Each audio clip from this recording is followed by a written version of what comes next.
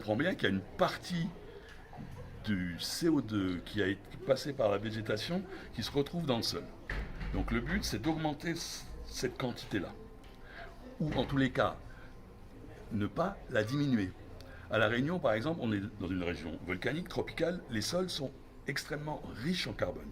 On a presque des records mondiaux de stock. Donc on a des quantités énormes dans le sol.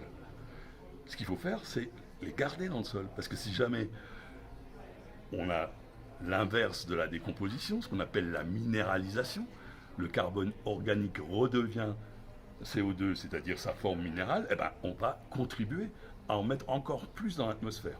Comment l'empêcher ça alors? Alors, il y a des pratiques, c'est-à-dire de toujours faire rentrer du carbone dans les sols, hein, c'est-à-dire apporter du compost, du fumier, planter des espèces qui vont développer beaucoup de racines, parce que les racines, elles seront au contact du sol, quand elles vont se décomposer, elles vont rester là. La canne à sucre, c'est un très bel exemple. Toutes les plantes fourragères, c'est bien aussi. Et dans l'autre sens, quand on travaille le sol, hein, quand on prépare pour planter oignons, salades, hein, on fait un travail du sol. Donc cette fois-ci, on mélange le sol et on fait rentrer plein d'oxygène dans le sol qui augmente la minéralisation. Donc moins travailler le sol, hein, ce qu'on appelle un travail minimum, un travail réduit, ou même pas de travail, c'est un peu plus compliqué à mettre en œuvre.